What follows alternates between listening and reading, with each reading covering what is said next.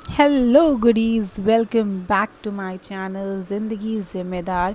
मैं हूं अंकिता और ये है मेरी फ़िटनेस और फैट लॉस जर्नी। अगर आप भी खुद को बेहतर बनाना चाहते हैं तो आज का वर्कआउट मेरे साथ स्टार्ट करिए। और हम आ चुके हैं जिम। हमने स्टार्ट कर दिया है अपना वार्म अप।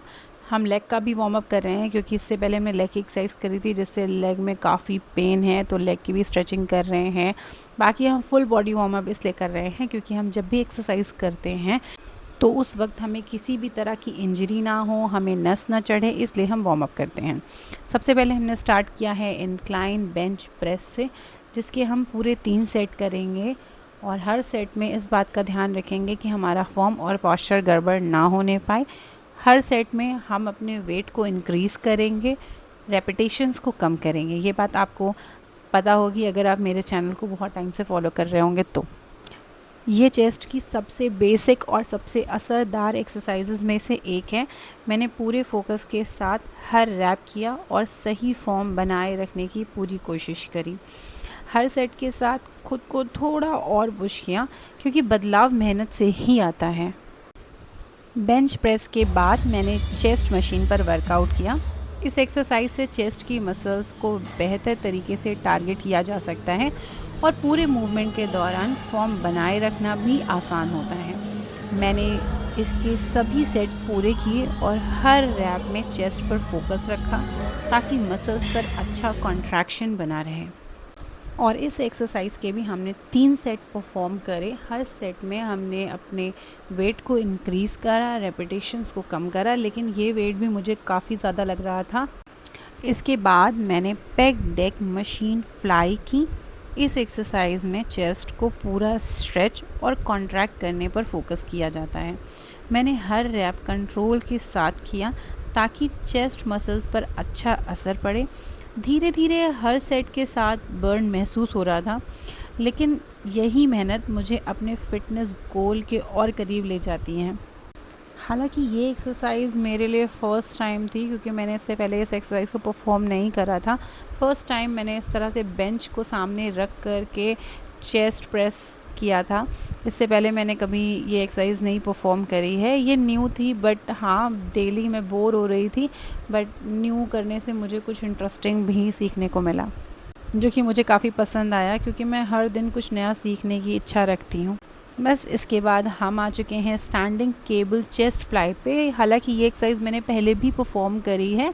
इस एक्सरसाइज में मैंने पूरे कंट्रोल के साथ मूवमेंट किया ताकि चेस्ट मसल्स पर लगातार टेंशन बनी रहे। आगे की तरफ हैंडल्स को मिलाते समय मैंने चेस्ट को अच्छी तरह स्क्वीज़ किया और धीरे धीरे वापस गया। हर सेट के साथ चेस्ट में अच्छा पंप महसूस हो रहा था।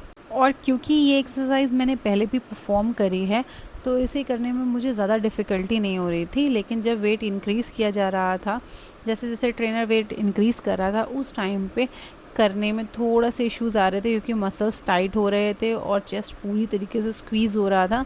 इससे थोड़ी इश्यूज़ आ रहे थे, बट फिर भी प्रॉपर फॉर्म और प्रॉपर पोस्चर के साथ मैंने इसे कंप्लीट किया। इसे ख़त्म करने के बाद हम आ चुके हैं ट्राइसेप की तरफ। और ट्रेनर का ऐसा मानना है कि अगर हम फ़ैट लॉस जर्नी पर हैं तो हमें एक दिन में अपनी 2 मसल्स को टारगेट करना चाहिए, थोड़ा कार्डियो परफॉर्म करना चाहिए और साथ ही साथ अपनी डाइट पर भी फोकस करना चाहिए। तो अब हम कर रहे हैं ट्राइसेप पुश डाउन। हालांकि मुझे सारी एक्सरसाइजेस के नाम ज़्यादा याद नहीं रहते हैं, बट फिर भी मैं डेली कोशिश करती हूँ कि हर एक्सरसाइज के नेम को अच्छे से लर्न कर सकूँ, सो दैट मुझे अपनी लॉन्ग वीडियोस शूट करने में ज़्यादा डिफ़िकल्टी नहीं होगी। ट्राइसेप की इस एक्सरसाइज को अगर आप लाइट वेट के साथ कर रहे हैं तो आप अपनी बॉडी को स्टैंड स्ट्रेट रख सकते हैं और उसके बाद अपनी कोहनियों को अपनी कमर के पास थोड़ा सा चिपका करके पूरा प्रेशर ट्राइसेप पे दे सकते हैं। लेकिन जब वेट हैवी होता है तो आपको अपने ट्राइसेप यानी कि अपने हाथ को थोड़ा आगे की तरफ निकालना पड़ेगा, फिर ट्राइसेप पे फोकस करना पड़ेगा। अब हम आ चुके हैं ट्राइसेप के बैक की तरफ, और आप इसे ट्राइसेप के बैक या ट्राइसेप पुश बिहाइंड भी कह सकते हैं क्योंकि मुझे इसका एग्जैक्ट नेम नहीं पता है, बट अगर आपको पता हो so please let me know in the comment section. इस एक्सरसाइज के भी हम 3 सेट परफॉर्म करते हैं, लेकिन मुझे बाकियों का तो नहीं पता। लेकिन मैं पर्सनली इस एक्सरसाइज में ज़्यादा वेट नहीं लिफ्ट कर पाती हूँ। सिर्फ 5 या 10 तक ही मेरा वेट जाता है, मीन्स प्लेट जाती है, उससे ही मैं प्रेशर देने की पूरी कोशिश करती हूँ, उससे ज़्यादा मैं नहीं कर पाती हूँ। इसके हम 3 सेट परफॉर्म करेंगे, लेकिन अगर आप अपना वेट वही रख रहे हो जो है तो आप इसमें रेपिटेशन सेम रख सकते हो, 20-20 के 3 सेट कर सकते हो। अगर आप वेट इंक्रीज़ कर रहे हो तो 20-15 कर सकते हो, और इंक्रीज़ कर रहे हो तो 20-15 और 12 कर सकते हो। उस एक्सरसाइज को कंप्लीट करने के बाद हम आ चुके हैं ट्राइसेप ओवरहेड डंबल पे। इसमें भी आप डंबल के वेट को इंक्रीज़ कर सकते हो, और आपको अपनी एल्बो को अपने हेड से थोड़ा ऊंचा रखना होता है और पास में भी रखना होता है। जब आप डंबल को ऊपर की तरफ प्रेस करते हैं तो पूरा ध्यान आपको सिर्फ अपने ट्राइसेप पे रखना है, ताकि अच्छा कॉन्ट्रैक्शन तो हो ही हो, साथ ही साथ अच्छा पंप भी आए। इस एक्सरसाइज के भी 3 सेट परफॉर्म किए जाएंगे और हर सेट में डंबल के वेट को इंक्रीज़ किया जाएगा। लेकिन इस एक्सरसाइज की एक ख़ास बात यह है कि जब आप बैठते हो तो आपको ध्यान देना होगा कि आप अपनी कमर को उस टाइम पे मज़बूत रखो। हालांकि ये सारी छोटी छोटी बातें जब हम ध्यान रखते हैं तो हम बड़ी बड़ी इंजरीज से बच जाते हैं।